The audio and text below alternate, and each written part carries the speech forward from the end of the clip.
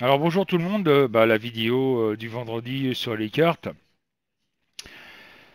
Avant de faire ma vidéo sur la carte en question, qui est aujourd'hui la papesse, la numéro 2, tiens à signaler à certaines personnes, parce que j'ai eu par exemple un Jimmy qui m'en a parlé.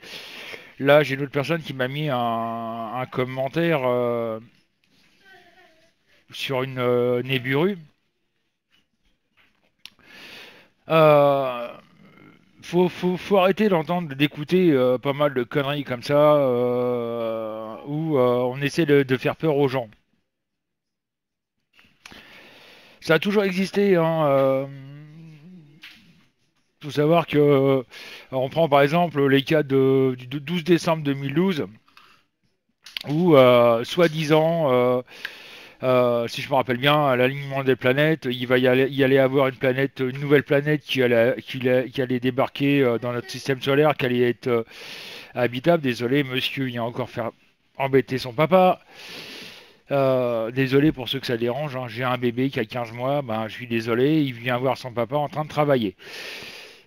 En même temps, je travaille à domicile. Voilà. Donc, et en même temps, ma femme peut pas être en train de faire à manger ou faire le ménage et puis s'occuper de l'enfant. Je travaille à domicile, donc je m'en occupe aussi. Ça, c'est fait. En 2012, il y avait l'histoire, voilà, il va y avoir une nouvelle planète qui va apparaître dans le système solaire, qui sera plus grosse que la Terre, qui sera habitable par l'homme. J'ai entendu aussi l'alignement des planètes va engendrer une forte électricité magnétique qui va faire exploser la Terre, que les extraterrestres allaient débarquer, enfin bref, des trucs de fou, quoi.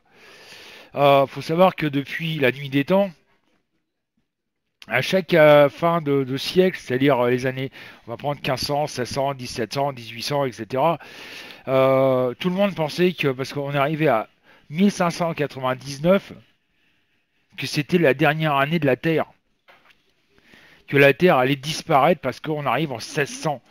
Il y a eu des gens qui se sont malheureusement suicidés en croyant des gourous à la con qui faisaient croire ça. Et parce qu'on arrivait à 1600, à 0h0 et une seconde, la Terre allait exploser, quoi. Il y a des gens qui se sont suicidés le 31 décembre. Faut peut-être arrêter un peu d'écouter les conneries. Le seul truc qui peut détruire la Terre, c'est qu'on va dire, mais c'est l'homme. Et c'est ce qu'il est en train de faire. Donc ça, il faut que ça rentre dans la tête de tout le monde, quoi. Hein. Aujourd'hui, il y a une technologie telle dans le monde que même un astéroïde qui serait dangereux pour la Terre, il serait détruit sur le champ. Il y a assez de missiles nucléaires, etc., etc., qui existent sur Terre, des trucs qui font énormément de dégâts, seraient capables d'exploser un astéroïde assez gros pour détruire la Terre. En plus, il faut savoir que des cailloux, vous en prenez tous les jours sur la gueule. Il y a à peu près 1000-1200 cailloux qui tombent régulièrement par jour, hein. Donc voilà quoi. Euh, donc au niveau du Rubu, là, vous imaginez un peu la planète plus grosse que la. Mais les scientifiques, il y aurait déjà longtemps qu'ils l'auraient repéré ça. Ils arrivent à calculer les trajectoires des planètes. Hein. Donc voilà. Arrêtez le délire avec ça, quoi. Là, c'est pareil. Il y en a, Jimmy, il me parle du 23 septembre. Qu'est-ce qui va. C'est-à-dire demain. On a l'impression quand on écoute les gens que le 23 septembre, ça va être aussi la fin du monde parce qu'il y a un alignement sur je sais plus quel signe zodiacal, etc. Ça existe depuis la nuit des temps, ces trucs-là, ça se fait régulièrement. C'est pas pour autant que la planète va disparaître. Depuis les milliards et des milliards d'années que ça existe, à mon avis, ça a dû se passer des centaines et des centaines et des centaines de fois, voire des millions de fois. Et pourtant, la Terre est toujours là. Donc arrêtez d'écouter des conneries à la con dans ce genre, parce que c'est franchement barbant, quoi. Surtout quand on vient me poser la question, je dis, mais bon, ça me fait franchement rire, quoi.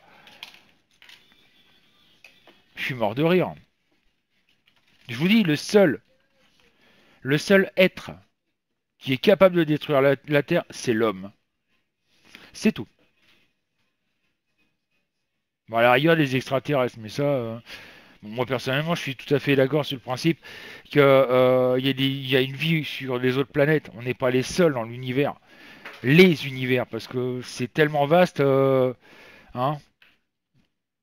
Là, par exemple, il y a je sais plus quel satellite qui a atteint l'extrémité de notre système solaire.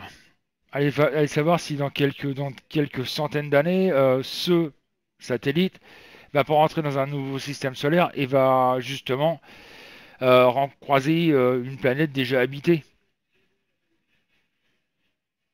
Voilà. Donc voilà. Donc je reviens à mes cartes. Ça c'est fait.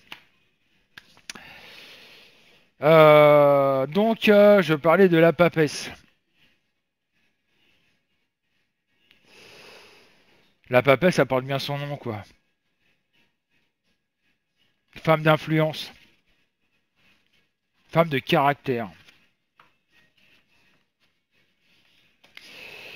Imaginons que vous avez ça dans votre carte, dans vos jeux, en droit bien entendu. Ça peut signifier que vous êtes quelqu'un avec un fort caractère. Quelqu'un qui a un caractère dur, quelqu'un qui aime diriger. Ça peut indiquer que chez vous aussi il y a une femme, c'est toujours par rapport aux autres cartes qui sont autour, hein, bien entendu. Ça peut indiquer par exemple que une femme d'influence fait partie de votre entourage. À l'envers, c'est complètement l'inverse. Comme je vous dis, il y a pile et face. À l'envers, c'est complètement différent. Là, ça peut m'indiquer que vous êtes faible de caractère, que vous avez tendance à vouloir vous laisser aller, que vous avez tendance à vouloir, on va dire, déléguer tout aux autres.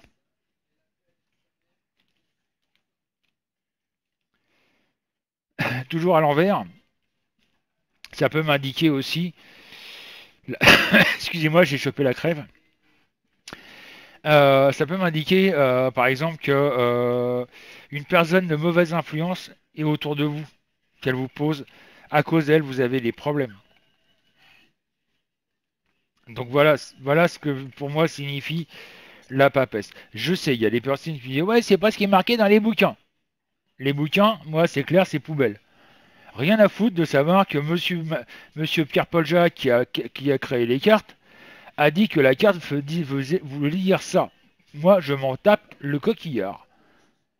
J'interprète les cartes comme moi je le ressens. Oui, mon bébé, c'est la papesse. Ouais, non, tu ne l'auras pas. Donc voilà.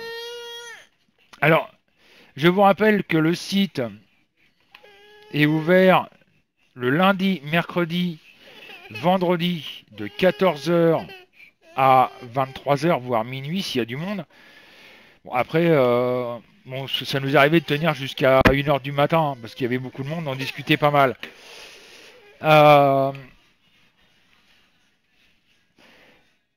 Après, le mardi et jeudi, on est ouvert le matin de 9h à 13h et de 20h jusqu'à 23h, voire minuit, voire 1h du matin. Il faut savoir que sur le site, on n'est que deux à le gérer. Virginie et moi. Donc c'est nous qui l'ouvrons, c'est nous qui le fermons, etc. etc.